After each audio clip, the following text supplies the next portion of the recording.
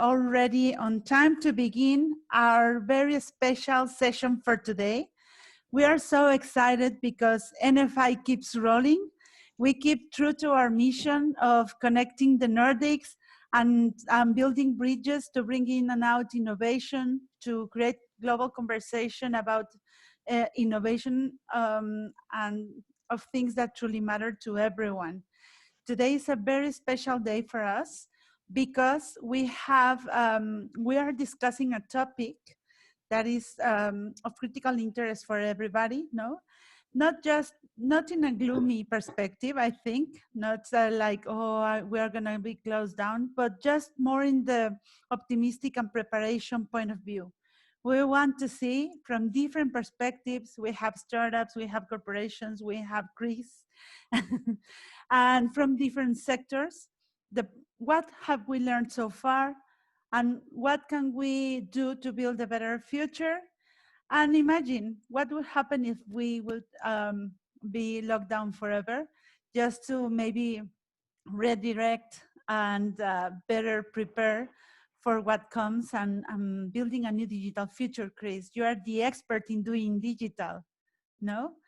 So the floor is all yours, and I leave you to do all the introductions with everybody. And let's begin our amazing roundtable with NFI, with so many countries connected here: Finland, Iceland, Denmark, Sweden, Norway, and Spain here. So let's rock. Chris, the floor is all yours. Thank you, Marisol, and welcome everyone. As per normal, I continue to meet virtually face-to-face via the internet, and it's the way that everyone is doing business this year. I've said some time ago that the pandemic lockdown has made 2030 arrive in 2020 because an awful lot of companies that I deal with in banking have been very cautious of the risk of moving to cloud, for example, and because of what happened in March in Europe, most banks are now allowing employees to work from home via cloud-based computing services. It's escalated the move towards digitalization.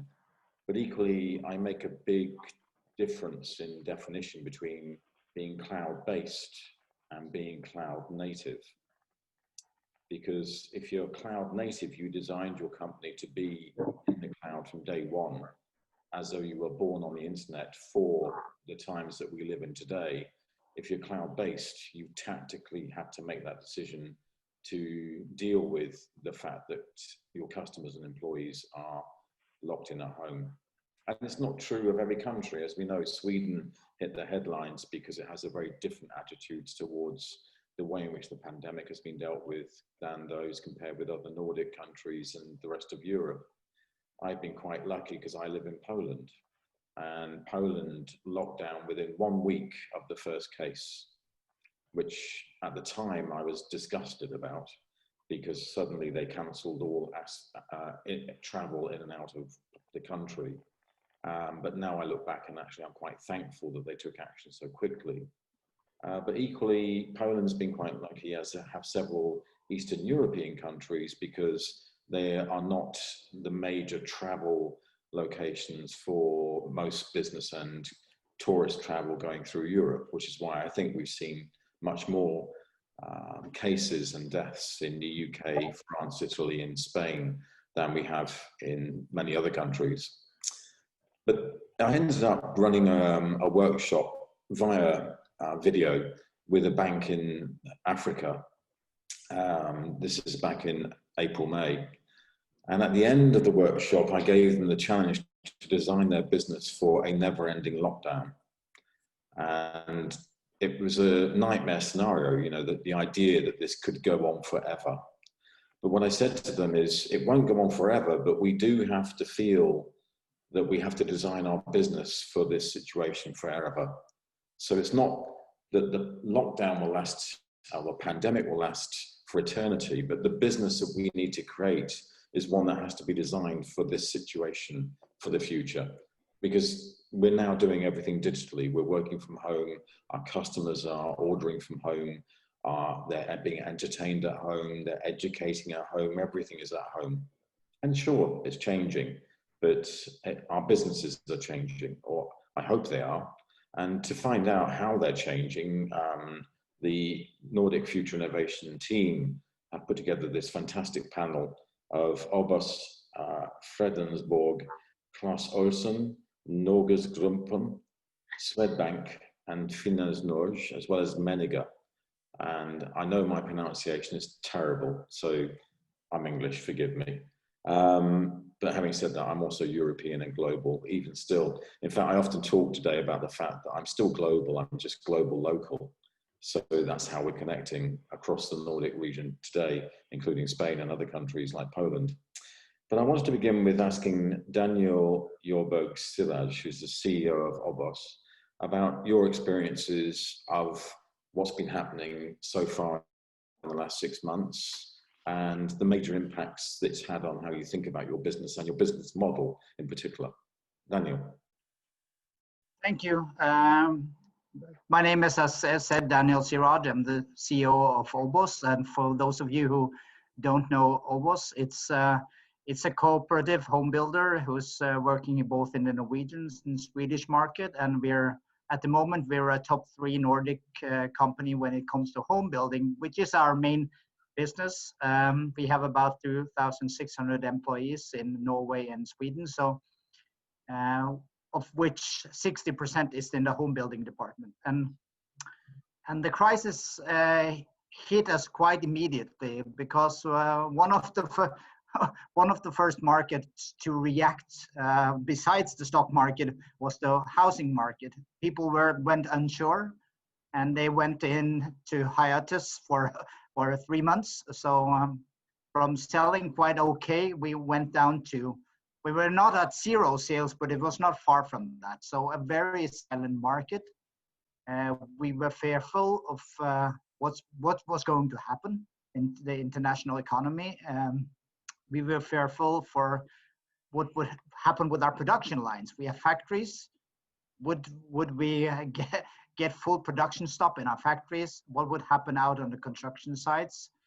But the organization was up to the challenge. They managed to adapt quite fast, implement on a whim new procedures that they weren't in our contingency plans, but very fast we managed to put on good contingency plans. So as it turns out, it hasn't been as bad as we feared. We prepared for the worst. We put up a cost-cutting measures. But I would say thanks to a huge investment in digitalization and in our organization for the past 4 years, we were able to adapt quite fast to the new challenge. We had our good sales platforms for selling homes digitally. We have managed to, when the first wave was over, we managed to coach our employees into banding together and taking up the challenge meeting. It's quite demanding when you go from having open houses for where you can be 1 to 50 to one-on-one. It's quite labor intensive. So actually it's everyone to meeting customers, from CEOs having some of our CEOs have actually been working all summer meeting customers, to the people who's ordinary in charge of sales, just in order to get things.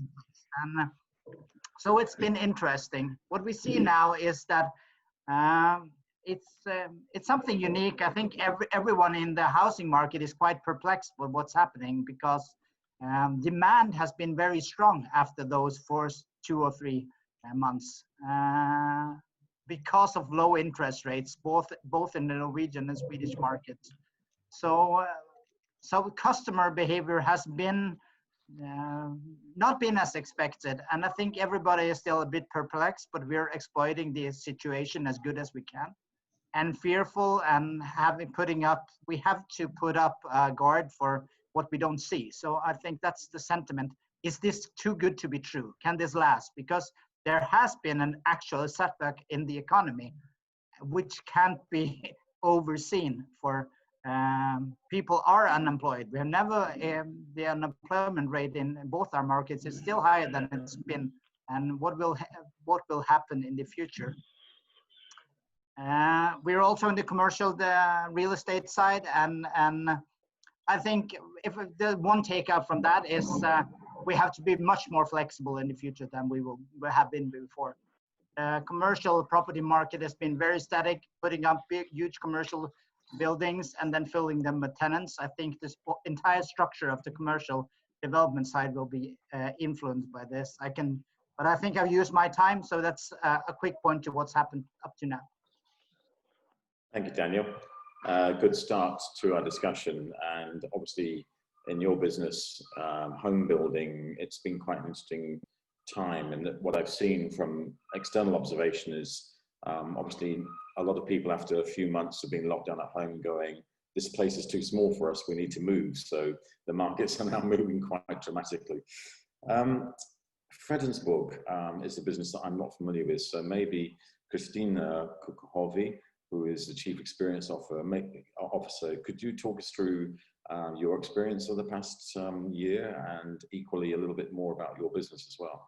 Yeah, sure. Thank you, Chris, and thanks, Daniel. It was interesting to hear from your end. So I represent Heimstaden as one of the Fredensborg companies. We are operating in the residential rentals, so home is our platform of impact. And currently we are operating in the 6 different countries: Norway, Sweden, Denmark, Netherlands. We opened Germany just a little while ago, and also the Czechia. So I would say a pan-European / Nordic residential rental operator. And my role is customer experience, just started within this year, building up for the future, how we can actually impact positively into the happiness and life quality of our customers, people who live with us. And I actually come from the industry which is going through maybe the toughest times ever.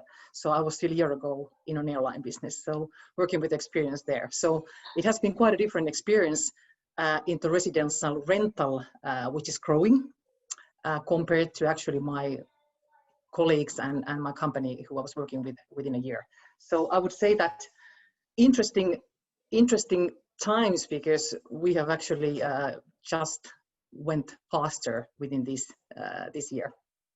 However, of course, this has impacted us a lot. And I would say that 3 dimensions which I want to take up is that we can experience that home has become even more important for us, like it used to be. I think we can all relate to that. I think most of the people in the world has been spending most time at home with the family, whether it's small or whether it's big family, more than ever, and even actually been working from home. So the whole notion of home has actually expanded. And that's, of course, if I look at my, let's say, my work, which is the experience, how we could actually enhance that. And I think we will go back to that a little bit further in the discussion. When I look at Heimstaden, of course, let's say the speed of implementing the digital tools within very short time was quite beautiful. Working in 6 different countries, not only in one location, but actually several cities in the different countries, having the management, having our employees, 1,000 of them already, being already there. So how quickly we were able to adapt to the basic Zooms and Teams and stuff like that. It happened within a few weeks. And actually we also were able to set up a global task force for the kind of a pandemic responsibility to do all the measures right towards our employees, towards our customers, and really look at the company from what's going to happen. So I would say that I'm quite proud of my colleagues. It's amazing to be able to build something like that very quickly. What I've also seen, and also coming from, let's say, the customer experience side, is that I think we have built more and more responsibility of the people who live with us. I think having people being almost in lockdown, not being able to get all the services, and how we can actually enhance that part in the future. And there are interesting thoughts around that also, which I hope that we will be seeing in a little while. One of the countries, Czechia, we have 40,000 apartments there. Quite a big number of people living with us. 30% of them seniors, not being digital, to be honest, and most of them living by themselves. So this kind of a responsibility angle went in a very quickly in the way that we were able to also not only set up the task force, but actually implementing work where the students started to calling our customers and checking, are you okay? Can we help you somehow? So this was all implemented in a very short time in a big, let's say, context like this. So home more important than ever. The quick implementation of the digital tools to actually start working very differently and actually taking, I would say, wider perspective on the responsibility, how we can actually enhance and facilitate people's lives in this kind of situation. So I would say that extremely interesting experience, and all my heart is of course with my ex industry as well. This has been a little bit different story here. Tough, of course, because you need to adapt very quickly and find new processes, but I'm quite, let's say, happy with our employees and my colleagues and the company. So maybe that's from my side at this point. Thanks. Thank you. And it's interesting as we hear some of the common themes that are coming through, which we'll try and pick up on towards the main conversation. But right now we're still going through our introductory phase, and I wanted to introduce Geir Hoff, who's the Director of Country Operations for Clas Ohlson, which originally I thought was your name, Geir. Apologies. Which does mean, again, you've got to tell me a little bit about your company as well as your experiences. Geir. Yes, I would do. And Clas Ohlson is, he passed away, unfortunately, but of course he founded the company. No, as you say, I'm a country operation manager for Clas Ohlson, which is mainly a retailer focusing on products for solving your everyday problems in your home and your life. Quite semi-large stores, around 1,500 square meters. We are operating in the Nordics mainly, Sweden, Norway, and Finland, where we have 228 stores spread around. And we have e-com, and also we have some marketplaces in these countries. And then we have a small part of the business still in UK, where we are on Amazon and piloting some, and we have a small store there. So that's kind of our business. And the challenge with COVID for us is that first it was a rumor from China and it affected our supply. And we was afraid that we will get stuck with too much products. Then in the next phase, the corona hit the European markets and the Nordics, and we started to close down. And having our main business as physical customer meeting, of course, that was a huge challenge for us to go around. And we had a couple of turbulent weeks in the start, in the mid of March, where we really tried to find out, could we be able to keep the stores open? What would it take? What will the government say? We had huge challenges of balancing fears amongst our coworkers and customers with facts. And we soon realized that most of this is sentiment steered. It's psychological. If people feel safe, they come to visit the stores. If they don't, they stay at home. And of course, we had and quite effective online business ongoing. So of course, we saw a huge shift to online immediately, but not big enough to kind of take the whole business with it. So what we did was that we decided to keep the business up and running. Most stores were up and running. We had some close downs due to consumption in the store, but mostly we kept our stores open. And I think both for us and the staff, that was the right thing to do, because partially it was good for business, but it also tied us tighter to the customers, who really appreciated that we were there for them. When it comes to kind of operating the business, we are very used on operating on distance. So we had a lot of systems in place. We were used to using video meetings. We were used to have other technical platforms to support us. We communicating through Workplace for Facebook. So for us, that part didn't really alter as much, despite one thing maybe, and that is that I think that we will have also after Corona heavily reduced travel between our offices and our stores. If I look a little bit going forward, I think that it's accelerated the transition to digital and to online purchase. And then, and as Daniel also mentioned, in the long term, it's of course a lot about what will the economics look like on the other side.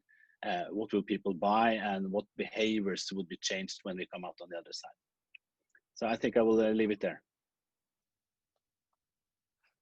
Thank you very much. And again, common themes coming through around how to deal with the customer digitally, and is this a short or long-term shift, which I think we'll come back to. But when we want to Truls Fjellberg, who is the Director of Marketing and Business Intelligence for Norgesgruppen, and Truls joins us on the bottom right of my screen, but on the main screen for you right now, I hope. Okay, thanks. Can you hear me? Yes. Can you nod, Chris, if you hear me? Yeah. Yes, I'm Truls Fjellstad. I'm Marketing Director and Business Intelligence for Norgesgruppen, which is the largest grocery player in Norway, including also food service, the food service area.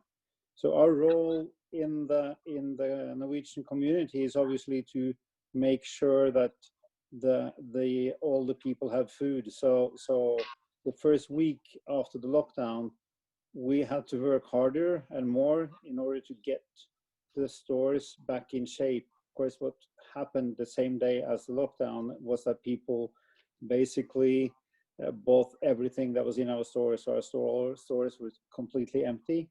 So our focus was to really show the Norwegian consumers that we were able to supply all the food necessary, so that we avoided that kind of desperate shopping for the coming weeks. Then we had lockdown of tourist areas before the Easter, so we had to turn around the logistics to get the supplies. We expected then sales in fewer stores that were closed in the Easter holidays. Normally, a fairly large proportion of the Norwegian people are up in the mountains, where the stores are also opened all days throughout the Easter. So we had to change everything, and also we had to make sure that the people, the 1 meter distance, to avoid that our customers were or became sick from COVID in our stores. So we had to plan every hour basically, and model every hour in each store in the cities where we expected peak sales. And after that, we've experienced, we know the border, how much the Swedish shopping is, but it's knowing that it's more than 10 billion Norwegian kroners, it's much different knowing that and getting the sales to our stores. So what I actually experience now is that we are lacking Norwegian meat, for instance, and we also experience that it's more than tobacco and beer and meat. When the people go to Sweden, they buy basically everything. So, but the effect on our business is obviously positive on the grocery side and dramatic on the food service side, on the restaurants and partly also on the kiosks and so on. When it comes to, so over 40,000 people, most of them has to, you can sit from the home office. The rest, I think, we've coped not very big changes working on Teams and other digital solutions. However, we have been pushing to get people back, if for all people that can walk, bicycle, or take a car.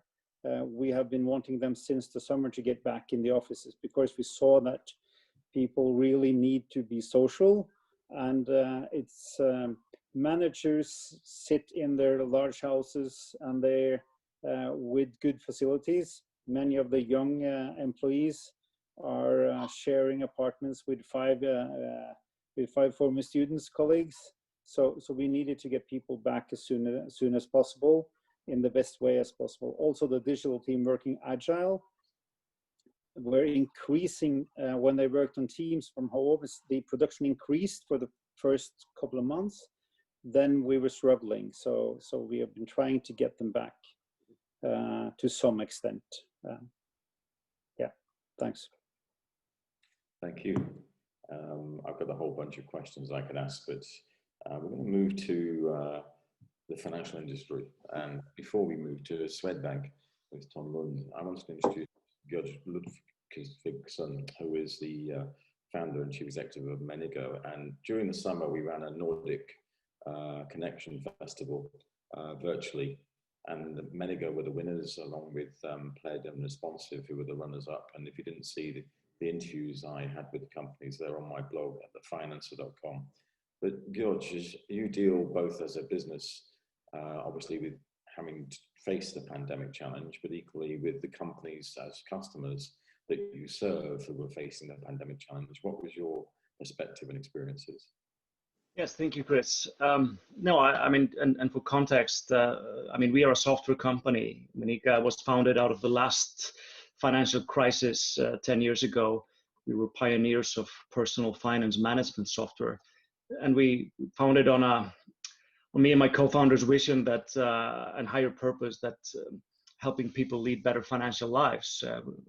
This is one of the big topics of our times, and especially when crisis hits or life happens, then if you manage your money well and have a rainy day fund, that has a huge impact on your quality of life.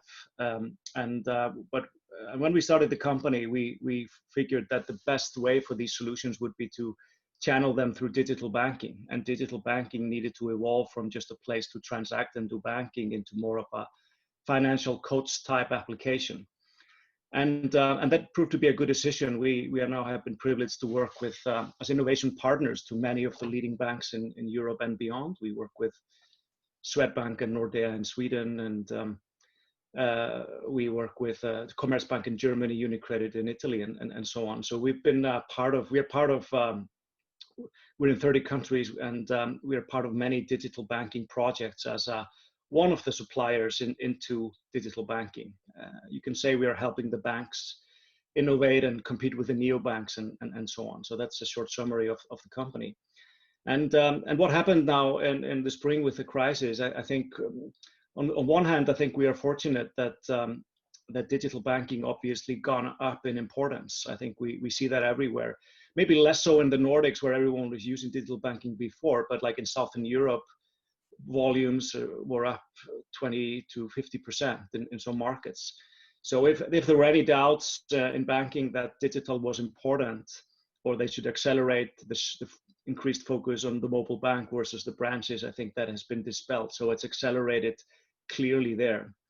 Another thing we see is, I mean, most banks we work with were quite well prepared to work from home in countries where that applied. I think there were some glitches, but that usually was a few weeks or a month or two. But many were very well prepared, especially in the Nordics. And us as a software company that has substantial offices in 4 countries, Reykjavik, Stockholm, London, and Warsaw, we were very used to that. So in that sense, I also echo what was said here, that from our side, in some ways, productivity went up. There were no more commuting to work. Also, when everyone's at home, everyone's like equal. Everyone has their own computer. It's not like one meeting room with 5 and then like differences, and or some people in person and others not. So when everyone's just at home, and in some ways, we felt that has improved the quality of the interaction. And all of our projects with the banks have stayed intact, but there have also been some negative effects, like decision making at banks was paralyzed. So while we are a fairly established company, most of our projects and revenue come from existing projects. The growth we expected this year will not materialize because there was substantial slowdown in new sales and decision making before the summer. However, we see now that after the summer, the demand and sales processes that may be stalled are coming back with increased vigor and sometimes with new emphasis. I think that's another thing we see. We see a much maybe shift from focus on more unclear, longer term, more hype type projects and shift towards much tangible value, something that kind of really helps now and something that makes more sense into a crisis. So I think in that sense, we are also fortunate. Our core product in some ways is more relevant in a recession, helping people understand and manage their money. So that works well for us. So we expect now a pretty strong recovery in the last quarter of the year. Probably not making up for our kind of the slowdown in the beginning, like others have said here, but still substantial. But and one last point on that we are still is unclear to us is that in these sales processes, I think it's then, I mean, you're used to meeting people face to face when you're entering in big partnership agreements with big banks that usually, I mean, you meet them, you go out to dinner, you form sort of connection, at least when the project is very important for both sides. And now you can't do that as much. You're selling everything remotely and trying to establish that trust. So that's not an issue for already established projects and customers. But for the new one, I think the jury is still out. Can we close as many deals? Will the trust be there when the whole interaction has been remote?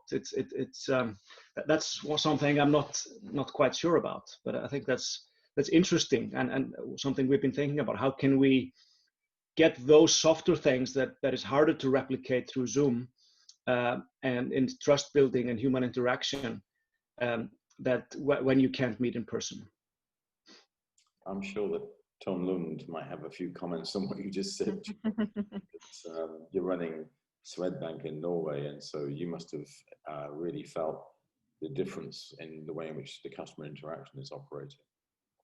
Absolutely, I can say something about that as well. Good to see you again, Chris, and thank you for this. Why don't I just start sort of how we cope with it, and then I can get back to you how we meet with customers.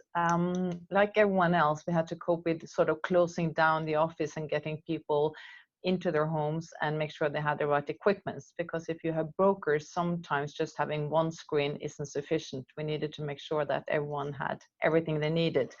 And like Christina was saying, I'm really impressed at how people just changed overnight and all of a sudden sitting at home and doing their work. We also spent quite a lot of time in the crisis management team, and in order to give sufficient information to everyone at home so they could feel secured and informed about what was happening. And it's not like there were new information every day, but we made sure that we stayed in touch every day with every employee, also in order to sort of listen to their concerns and what's going on in terms of what they had to do. So that was kind of time consuming, but within a few weeks that was all sort of settled and down. And I agree, it's really impressive to see how people dealt with all of that.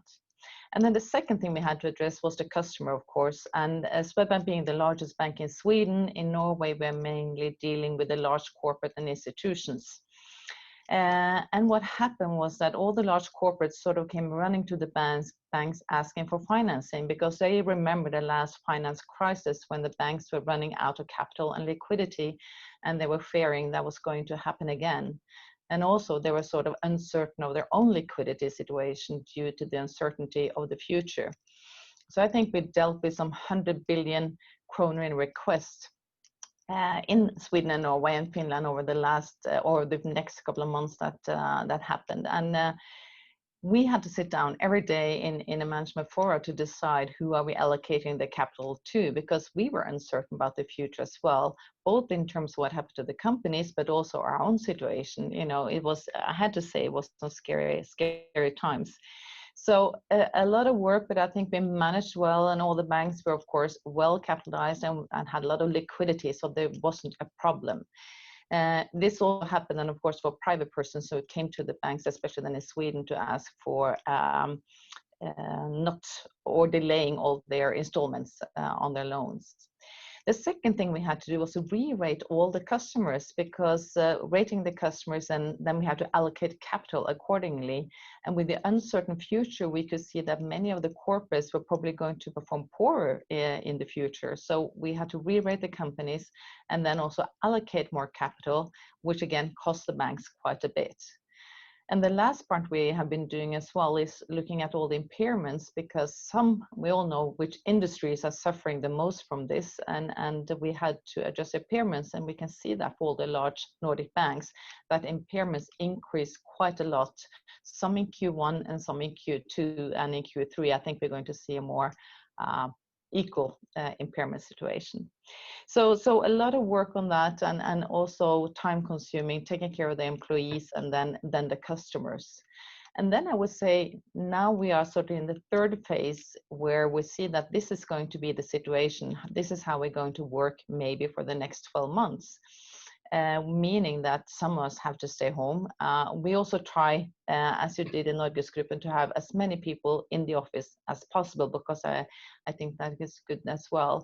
So we are about 50-50, but we still have to deal with 50% not being here. So how can we become more creative? How can we meet the customers, like you were talking about, Georg?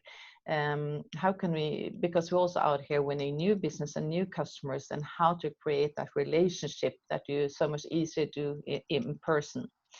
So that's sort of where we are right now. And there's one other important issue for the banks, and that comes to security or cybersecurity and compliance.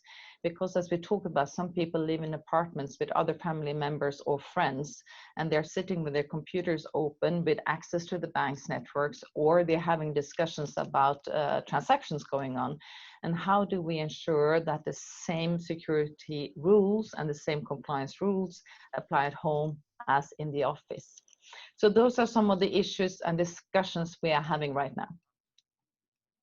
It's quite interesting in that unlike the other areas like building or retail, one of the big issues in banking is risk, and particularly in the investment banking side, if you've got all your traders working from home, how do you apply the compliance controls, which is something we can maybe delve into, but it's a little bit specialized. It's something I'm passionate about, which actually builds towards our final panelist.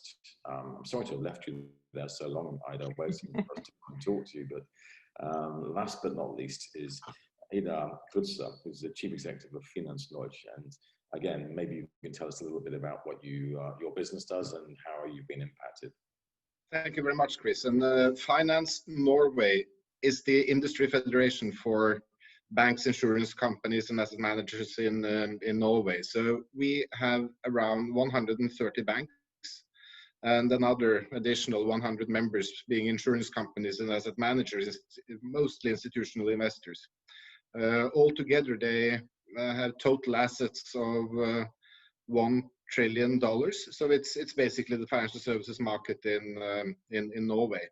And you know, I can build on everything that Tone said, being a major player in the Norwegian market, because contrary to 2008, where the financial services industry and especially the banks were part of the problem, and some would say they were the problem, this time around the banks and the industry has been seen rightly as a part of the solution. When a country experiences a close down, what happens in the corporate sector is of course that revenues are limited very quickly, but the cost side is significantly more stable, very quickly generating a liquidity squeeze in important parts of the corporate sector.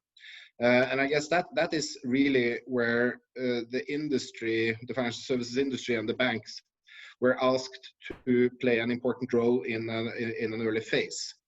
And as you know, Chris, Norway is one of the most digitized economies on the planet, and we have a trust-based society. So one of the things that really I remember and we can build on going forward is the experience where the government was sitting down with the industry and with the representatives of business life in Norway, and discussing that we are closing down the country. We know that we will get into some serious trouble, and we would like to mitigate those risks, prevent negative things from happening by planning together and put in place effective measures. And one of the things that was put in place was, of course, the state-guaranteed loans to help the banks mitigate the increased risk. So we helped put that in place. But the second thing was around 70,000 companies in Norway, they did not have a banking relationship to start with. So how do you meet them? And that's where the discussion about helicopter money came in. How can you allocate significant liquidity to the corporate sector to prevent the corporate sector from just closing down due to lack of cash? And we were asked to play a role in that. So we worked very closely from the financial services industry together with the public sector, the Ministry of Finance and the tax authorities. And in 3 weeks' time, we developed a system for allocating, it's a digital-based system for allocating liquidity to the corporate sector. It was put in place in 3 weeks. I guess we were the first in the world that were able to do so. And it has really proven very helpful in that difficult situation to the corporate sector. But the lessons learned from that was the ability to use the digital skill set in the economy, a very digitized financial services sector, and the trust that has been established between public and private sector to really be able to move quickly and put in place fundamental tools like this gives us a platform to build on when it comes to further digitizing the economy and the services.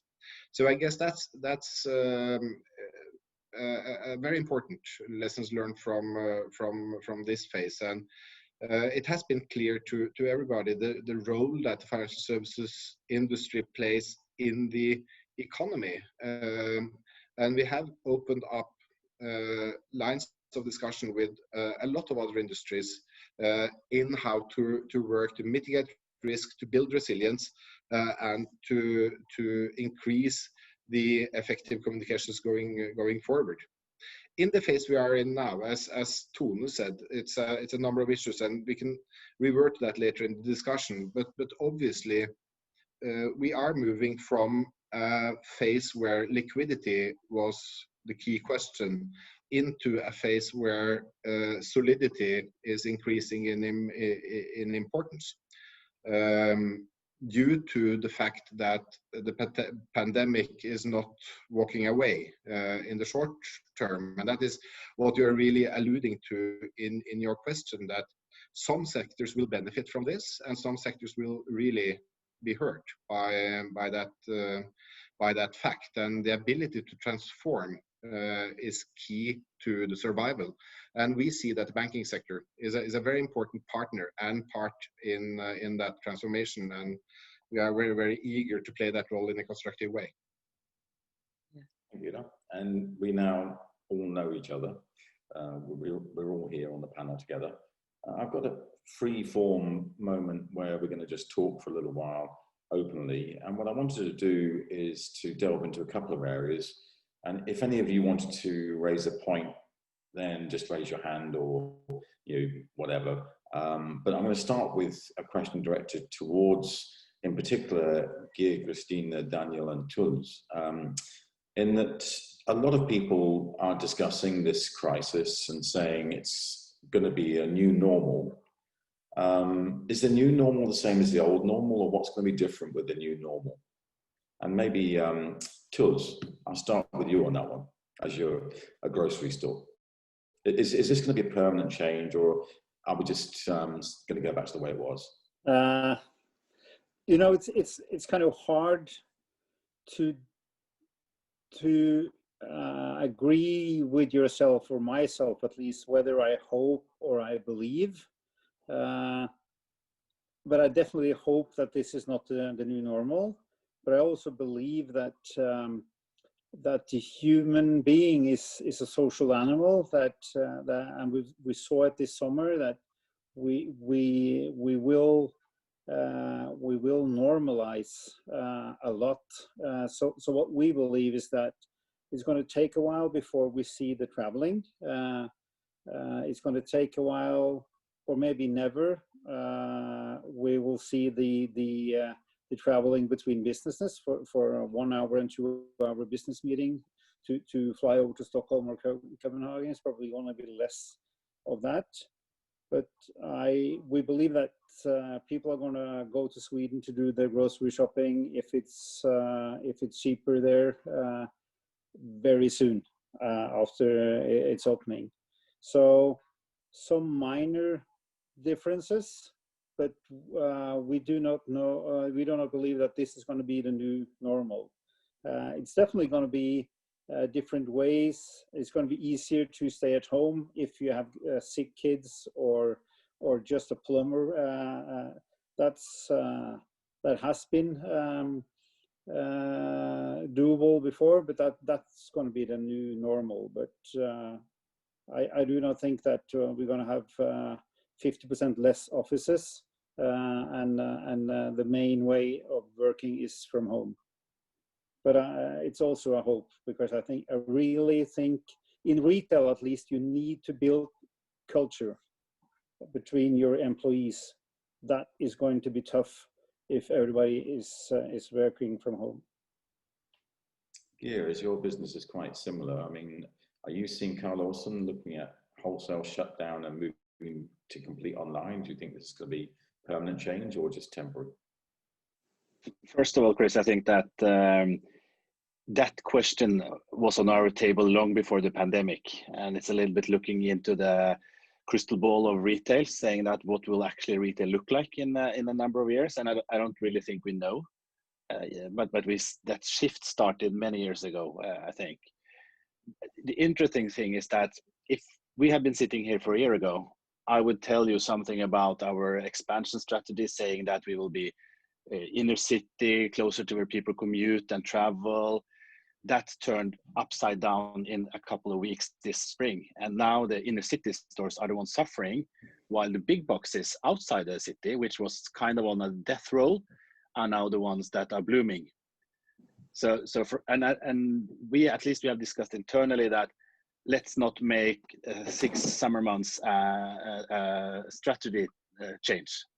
Let's kind of experience and take it step by step for the future, because I think there will be changes, but I don't really see where they're coming, and I don't think they come tomorrow. But I think we also, as Truls saying, that it will take some time before we're back at some kind of a normal. And what is that? Maybe that is continuous change.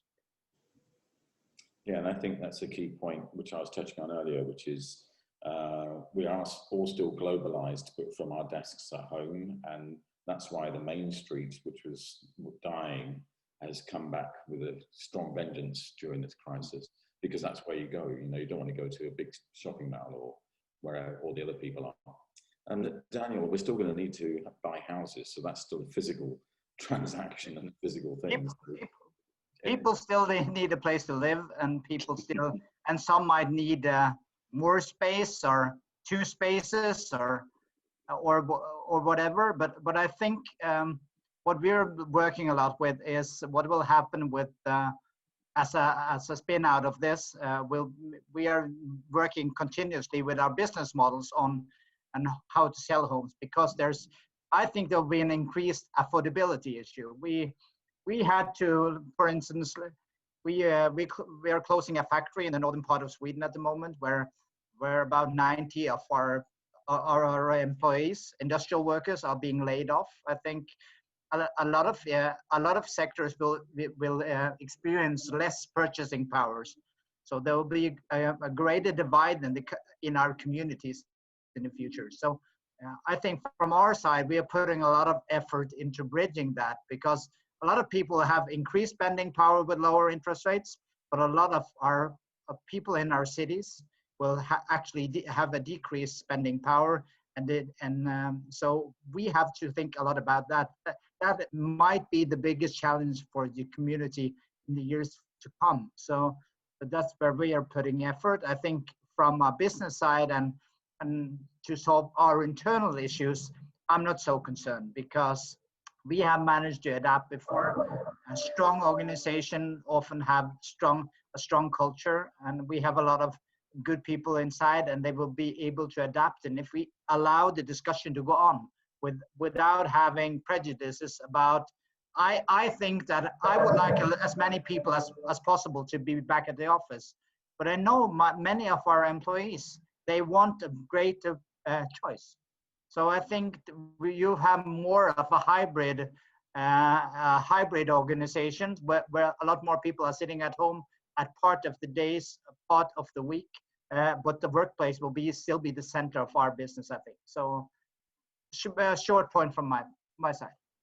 Thank you. And Christina, I mean, is this a permanent change, do you think? And are things going to go back to the old way, or what's the new way?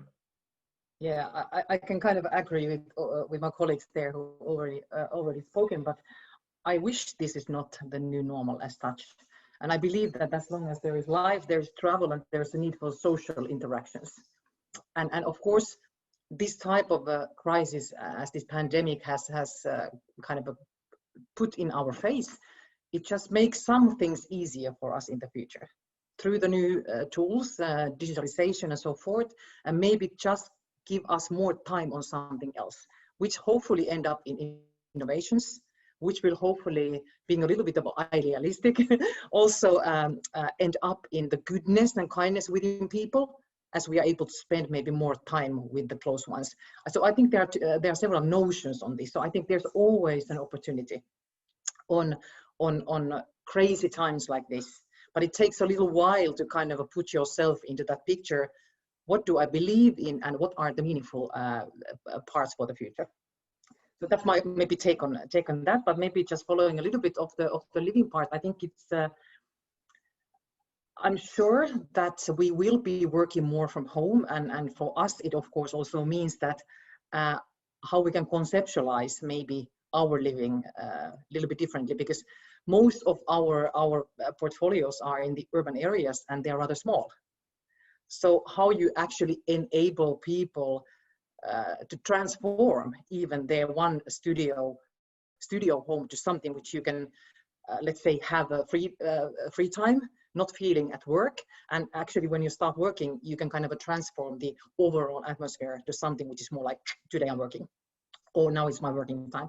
I think these kind of interesting concepts we might see happening in the different parts of the living. I'm sure about it. And I also think about that space becomes more and more important for us. More we work at home and in the small places. So maybe there's more need for open space and nature, and you need to be somewhere there to breathe. And if we can't travel far, we kind of find it from close.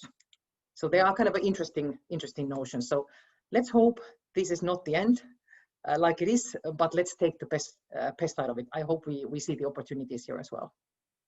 So Christina, just building on that, and I'll start with you again, Yeah.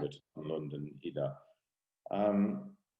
Some economists are now talking about a K-curve economic recovery or transition. You know, there's lots of discussions around V curves, U curves, W curves, but I like the K-curve one. And the reason I like the K-curve is the idea in one context is you have the people who have investments doing really well and those who don't suffering very badly. I don't like that side of it, but I like the other idea, which is the businesses that were highly digital or geared to digital delivery before the crisis have been thriving and doing really well. In particular, the likes of Amazon or Apple or Square or PayPal or the local stores, as Gear pointed to. So the K-curve upside is when you are digital and local. And the K-curve downside is when you are physical and global. Your supply chains obviously are heavily impacted if you're physically trying to integrate services across China and into Europe. If you are in a large warehouse with multiple hyper stores, you've got a problem. If you have a bank with lots of branches, you've got a problem because no one's going into them at the moment. So would you agree that the K is an interesting dynamic, because the upper side of the K is the digital side, the downside is the physical side? I would follow that. Yes, I hear what you're saying. I think it's an interesting to look at it from that perspective, and I also see that you can do both. You have to do maybe both.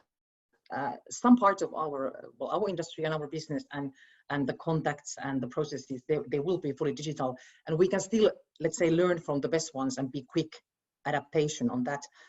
But I'm also sure that you need the experience, which is quite often the physical. And there's always this like a little contradiction here, how far you go. I believe in both.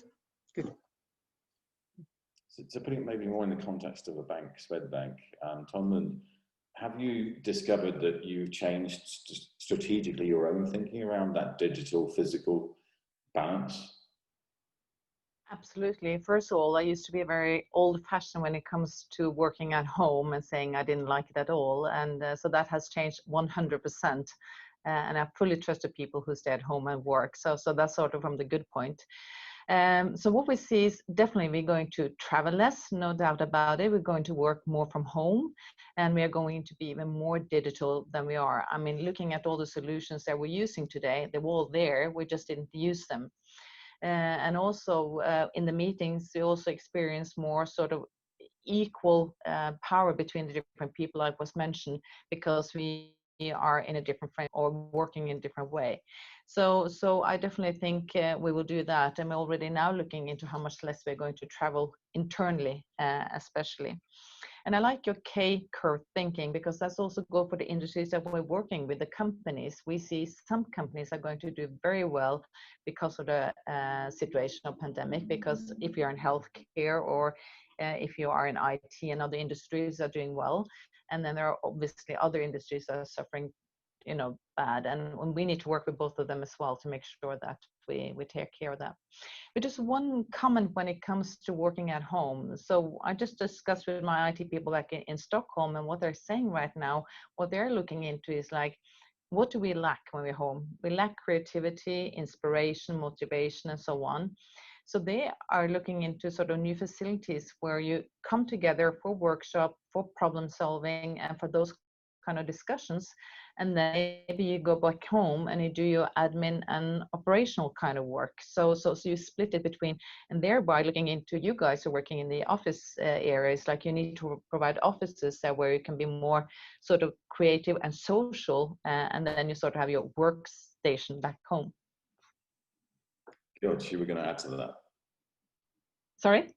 Yes, I agree with all that has been said here, and I think, but I think what we've also observed, we have for many years we survey our employees of their basically how satisfied are they with their work, and we saw a substantial drop in the pandemic, partly because of uncertainty of the world and so on, and then it has come back a bit, but not fully. But one thing we've observed is that it's very far from one size fits all here. We see a group of employees that are really thriving in the working from home environment, like especially those that have a rich home life, they have families and so on. And then we have maybe people that live alone, they're in crappy apartments and that really miss the social aspect of the work. So there are very different groups, and those. So there are definitely a lot of benefits and opportunities, as have been described here, and there will be more shift to work from home more in the future. But how can we capture those that are kind of the most missing the social aspect, both in the kind of camaraderie at work or when you build trust with new customers? I think that's the difficult question. And there may be some digital solutions to that, like having virtual parties, but it feels like being social animals, that can be a challenge. So I think that's a very interesting topic. If someone really solves that well, that could be a good business these days. Yes, John. Yeah, just when it comes to how to win customers in a digital way, I have to say I used to work at Danske before, and we started really early with digital meetings with the customers, personal customers throughout Norway and Denmark for that sake. And that was because we closed down so many offices in Norway, and to reach out, we needed to meet them digital. And we realized the customer really liked to have a meeting with us on the computer in the evening when they have the time. And I think, you know, that it was able to create the trust that we needed. And I think that has developed much more also into working with corporates and doing corporate to corporate kind of business. And I just experienced my first meeting with the CEO of a large Norwegian company that I actually hadn't met before. And I was afraid we were not going to get that sort of sentiment, but I think it's possible because we're getting used to it. So I think we'll get used to it, and it's going to work this way as well. Ida, just before I move into my next question, did you want to add anything? Yes, I think that Christina brought up a very interesting theme, and it would be good to hear some if you start seeing some evidence, because I mean, when we ask our employees, no matter how long the COVID-19 situation takes, how would you like us to think around flexible working structures between home and the office? And more than 50% would like the flexibility, and close to 70% actually. They would like to have the flexibility being in the office for certain times where they can meet the others, coordinate, and then have the necessary flexibility. And if you think about it, that will have two structural long-term implications. One is a fundamental rethinking of the role of our house or home. And you should expect that to increase demand for larger homes, more place, more room, investing more into that. And do we see that already, or do we expect to see that? So that's one thing. The other thing is the more fundamental changes this might bring to the commercial real estate market, both when it comes to the need for and demand for square meters, but also the flexibility you need and the way the office works as a tool in productive businesses. And it's interesting to hear, because I mean, we as an industry, we lend money to the big players and the small players in this market, and to understand, and here we have some of the leading players. So just to hear some reflections on those two issues would be very interesting. You need to rethink your building designs, Daniel. The problem, I think, again, we will see the people who can afford a bigger house or a bigger apartment, they might invest in a bigger home or a bigger apartment. But what I think the biggest challenge ahead is actually as we have following the Norwegian discussion, and I see the same in the Swedish discussion, where you can't really afford the bigger house in the urban area. So what's really interesting from that perspective, where will people move? I think there's a discussion going on in our country about will people now move out of the cities to suburbia or out and actually commute more when they actually go to work, but then they go to work less. So it might be good, but we haven't seen this shift yet. Actually, we have seen increased demand in the city centers and actually lesser demand outside the city center. So far, there's no real shift towards bigger apartments. There's still a huge pressure on the small. When it comes to the commercial real estate side, in my perspective as an owner, we're now building a new headquarters, so we're in the middle of this discussion.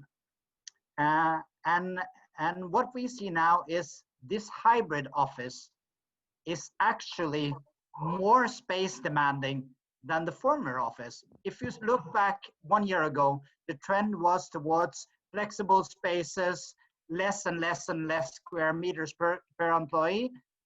But now we see, if you're going to use this hybrid office where some of your coworkers are at home, you're at the business, you actually need more space.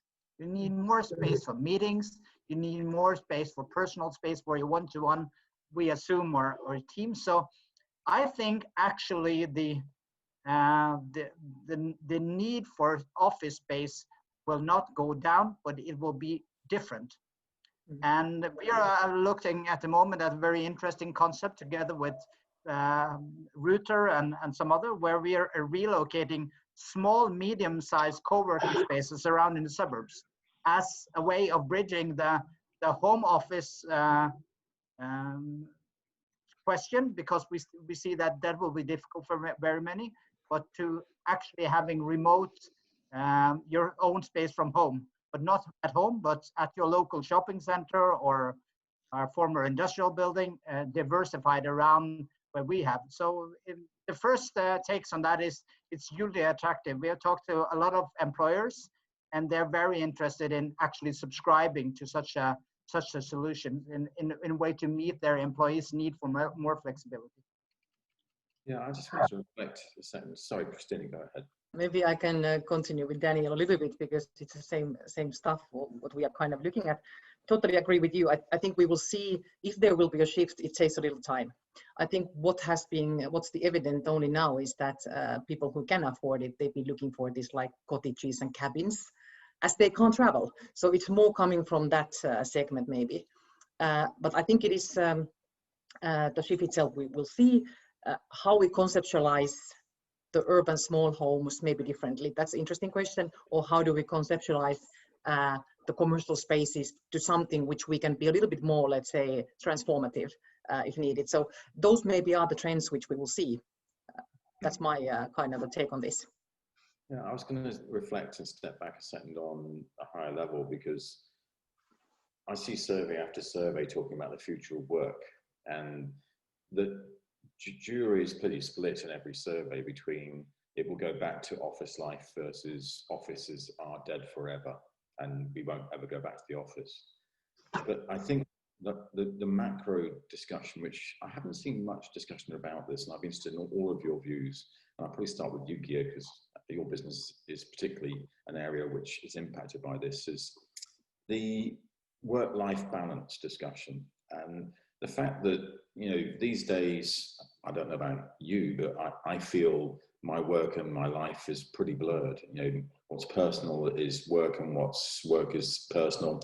And I shared something on LinkedIn the other day just to annoy people and said, why are people posting personal things on LinkedIn? This is for business guys. And I got quite a lot of flack because, like, if you only talk about business on LinkedIn, then it's not the real you. I want to know the real you. If you don't share personal, then you're a psychopath. So, you know, what's the work-life balance these days? I think an interesting reflection from this period is that even here the audience is split. So you have those who had really struggled with getting the life-work balance together, small children, back and forth to kindergarten and schools. They're really happy for their home office. Then you have a lot of people now saying that I need to get out of home. I can't really be in that home forever because I need to get out and see more people. So I think that, and I have people now saying that I have really difficulties ending my workday. It's so easy for me now to sit one more hour, to accept one more meeting later in the afternoon. All my commuting time is now already eaten up by new meetings or new projects that I'm working on. So I think that people also see that it's what's easier to kind of make this clear stop of the workday when you left your office than it is today, because then you opened up your computer again and started the second round in the evening. But I think it does beg the question around how you manage people that you don't see. I mean, there's been headlines in the UK today about secrecy software filming employees at home without them knowing, so the boss can keep up with what they're doing. I mean, I think you were raising your hand before, but what's your view on what you're hearing from the industry around some of these challenges of everyone working from home? I'm very much in line with Tone's experience that I think that we initially thought that this would be a problem that we need how to control, how to follow up. And what we see in practice is that people are dealing with this very responsibly. So And we are lowering our shoulders, we are opening up, and by trusting our employees, we are getting commitment back. But to us as leaders, I think it's two things are very important. One is to be very, very clear on strategic direction and key priorities, because you lose out some of that informal discussion in the workplace where you just sense what is important. So you have to communicate clearer when it comes to strategic direction and key priorities, and have that discussion more explicitly than even more explicitly than normal. So that's point number one. Point number two, which is difficult, is to build the corporate culture or the culture in the organization, because when we meet every day, we build culture just by working together. Now, if first of all, if you have an ambition to change the culture, it's extremely difficult to do that through Teams meetings. So the fundamental changes are you have to work differently to make that happen. But also, it is a risk that the culture is deteriorating. That our sense of us, the sense of purpose, the sense of working together needs to be nurtured in another way. So as leaders, I think it's very, very important both to work on priorities, strategic direction on the one hand, and rethink how we work on corporate culture on the other hand. But I do not see employees going skiing instead of working as the problem. No, and in fact, it's actually shown that you can trust your people far more than perhaps you thought you could. George, you were going to add something. Yeah, I think you are absolutely spot on with these observations, and I think also this is further exacerbated by the uncertainty that comes with the times. I mean, people are worried about will the company be okay? Will I be okay? Will I get sick? When will this end? So just the general level of uncertainty has increased, and that's so we have now we have town hall meetings much more frequently than we did before, and the feedback we've gotten on over communicating almost and being kind of re-communicating things we did much less of has been I mean, it surprised us how strong positive feedback that got. Like, that's just made me get through this, like, was the feedback from some employees. Like, so I think that's you're spot on with this. And as someone that thinks about how do you build culture and across countries, and now working from home, it's a bigger challenge. So I think, again, how can you copy these softer things and these social things that are part of a culture in this environment? That's the big challenge and an interesting one. We've only got a few minutes left to continue the conversation, and I wanted to pick up on a couple of questions that I got by email before the panel from people who are joining the discussion. One was from Oyvind, who's on the board of NFI, and it's particularly about, in 2021, how has 2020 changed how you think about how you allocate your budget for the business in terms of what you will be investing in next year? Is it very different to what you would have gone into next year if we hadn't had the issues we've had to deal with in this year? Tom Lund, that's a great question for you to start with. Yeah, so where are we saving money these days is absolutely travel. And since we decided to reduce travel, that's some extra funding. So I would say, pick up a little bit what Georg said, that we have our innovation budget and we have our development budget in terms of systems and IT and so on. And I think it's going to be even harder prioritization into where we're putting the money, so we get sort of results faster. Maybe going into not so many projects, but few projects and get results. So I think that's mainly the main differences that we are doing. Otherwise, we're all growing and wanting to grow with the customer and so on, and that's going to be pretty much the same. But allocating the funding into IT development and innovation where you can see results faster and less travel. I'm going to jump around here. So tools, how has next year's budget changed for you? It's kind of hard to say. We're starting a new 5-year strategy process. So basically the plans and our ambitions are not affected, but to be fair, may be easier to sell.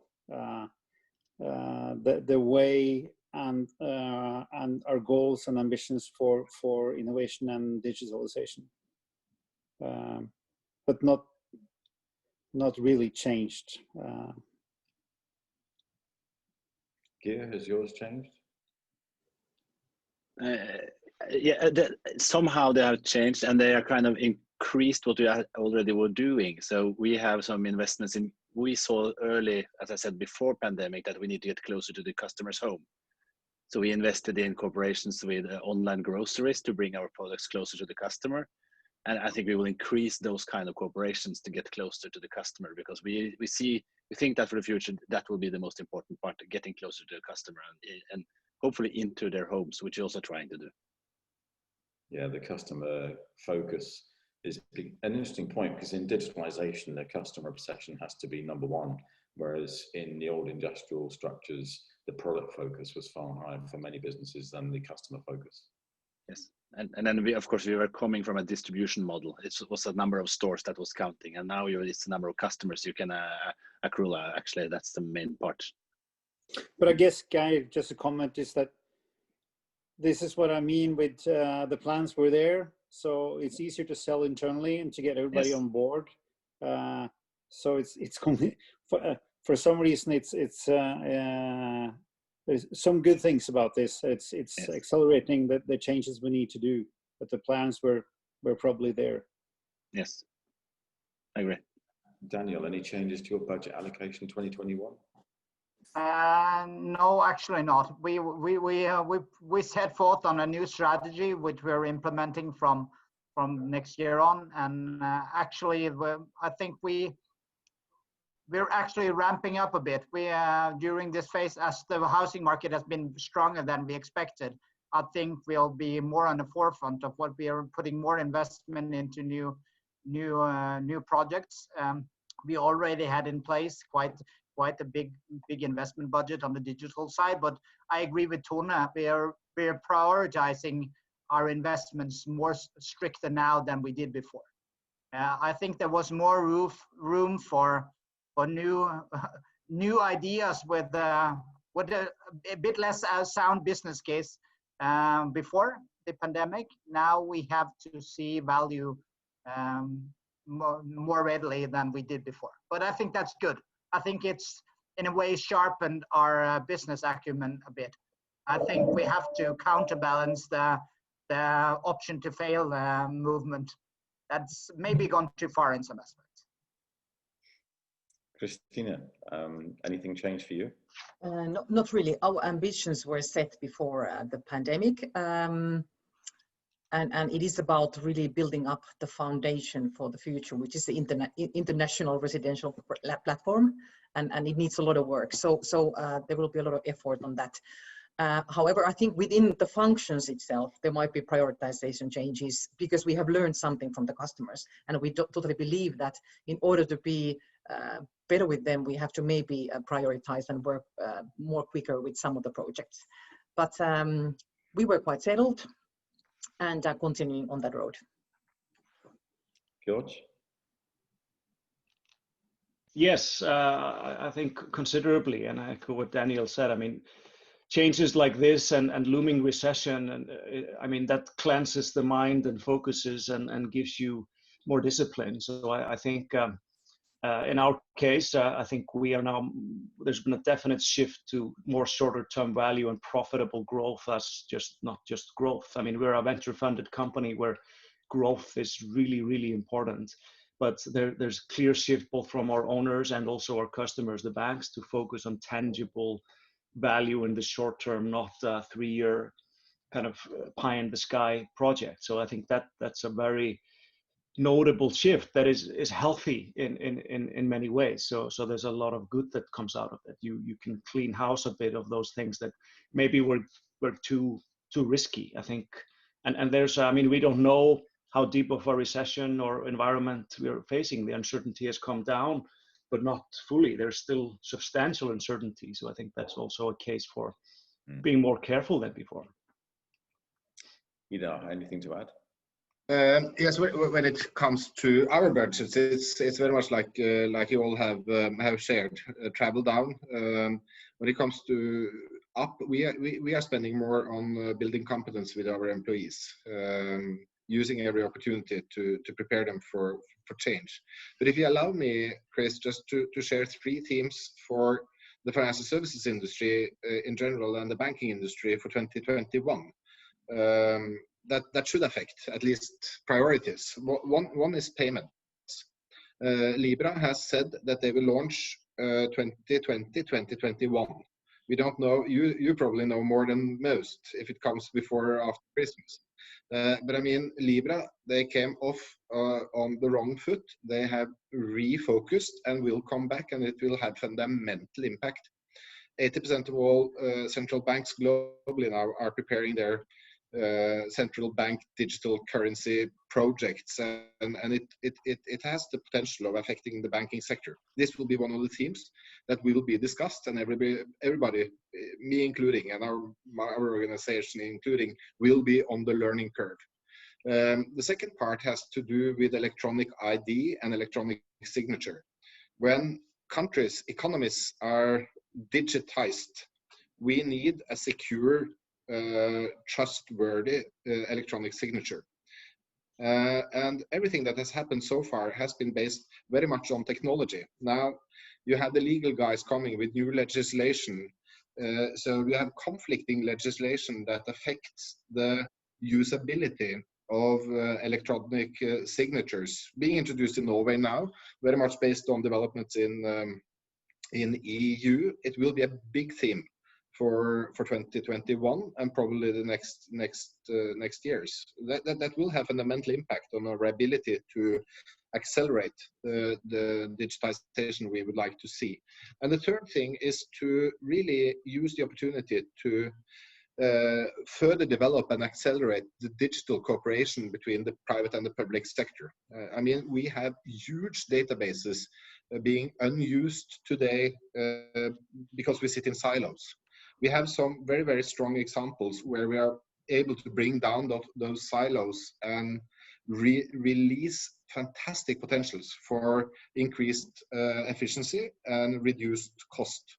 And 2021 could be the year where public sector are prepared to work closer with financial services industry to really start digging into those potentials to the benefit of the customers, the industry, and society as a whole. So that's 3 suggestions for probably the next discussion we can have, Chris.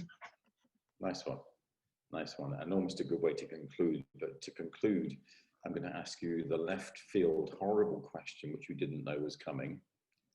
I'm looking at your faces and thinking, who do I start with? Because the question is, what's the one thing you've personally learned about yourself that's changed the way you think in the last 6 months? Christina. Well, that was a good question. I think it's an easy answer for this. I think I miss the social part more than I thought, and I miss really putting creative heads together in the same room and doing something great. Because, like we have talked about it already in this discussion, you can't get all that energy and all those good vibes when you are like this, even though I think it's a great energy in this discussion. But when you create strategy, when you create culture, when you should do something new, you totally lack that. And that's what I'm missing.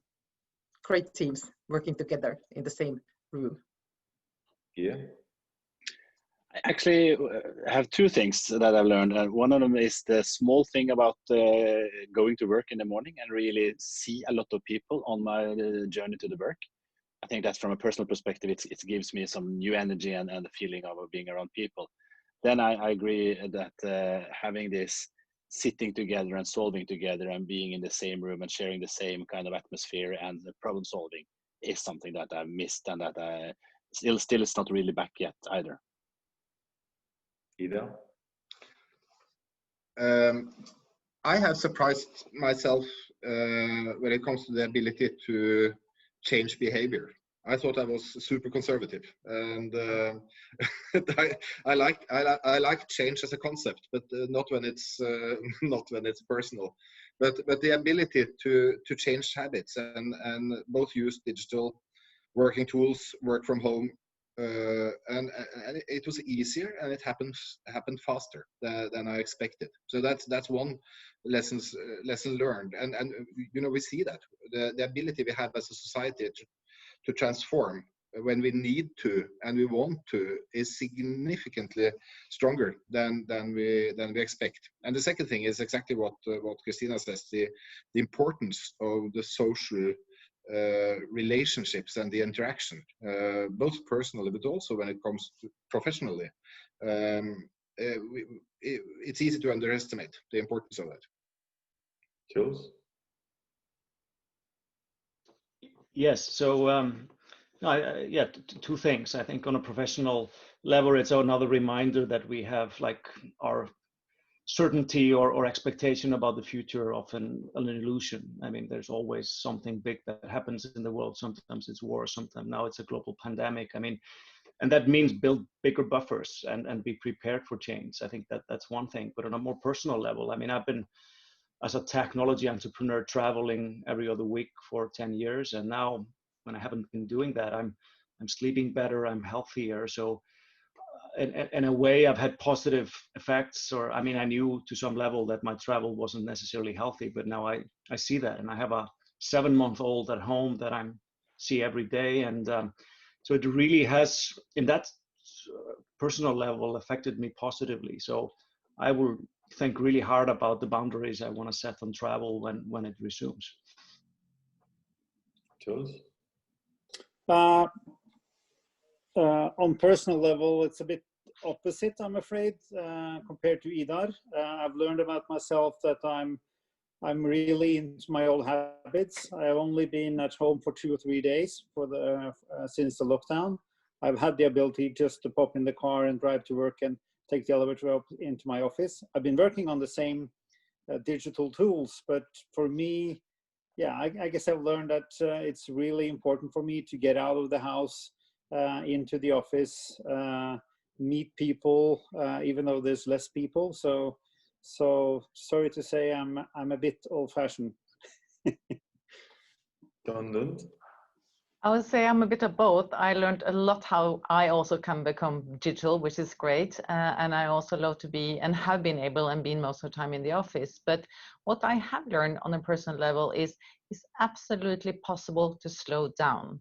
I used to travel quite a bit. I used to be 2 to 3 nights a week in dinners or travels or business functions some sort.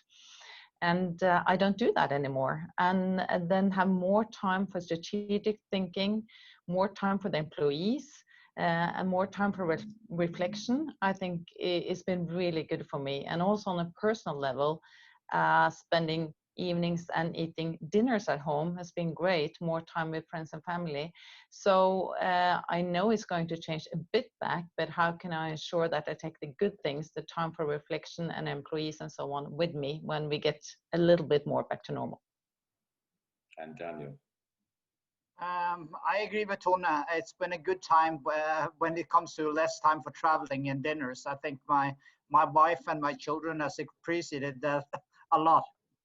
They haven't seen me as much for our entire marriage, she said the other day. So that's a good thing. On the personal level, when it comes to business, I think what I'm more concerned about now, even more than before, is building trust, because I see trust as the principal loser of this Team Zoom video non-travel culture, because we are when things are going okay, everybody is happy. A lot of our meetings are very transactional, and when you're working on something positive, transactional meetings are no problem. But when you're doing changes like we are doing in some phases and in some lines of our business, I experienced that when we can travel, there's the distance between us is growing, not just geographically, but also mentally. And that's so I have to use more of my time and my focus as a CEO of the company to discuss trust. How we bridge trust, how do we do it every day, how do we do it when we face adversity between ourselves internally and with our business partners. So we're just on a journey. I don't have the answers, but I know that will be one of my most important tasks ahead. Well, I could share a lot of things I've experienced personally, but I'm sharing those on my blog regularly anyway. But I guess my summation would be, agree with you all about the fact that it's something that's allowed us to slow down, to think more, to be more strategic, to be more reflective, to be more with our family. But in particular, I think it's quite interesting in that 3 years ago, there was a BBC News interview with a professor in Asia, and his children walked into the room in the background during the interview, and the wife collected the kids, and it became viral as something that was really funny because it was so shocking and unusual. And yet now that's absolutely normal. And I think the fact that we've now accepted that the kids, the dog, the cat, whoever's on the keyboard, who cares? Life is what it is. And that's the way it should be. So I really thank you very much for your participation today. It's been a great conversation, and I look forward to the next one. Thank you very much. Thank you. Thank you all. It was great. Great. Thank you. Bye. Bye. Thank you. Thanks. Thank you. Bye-bye. Bye. Thank you. Bye-bye. I'm out.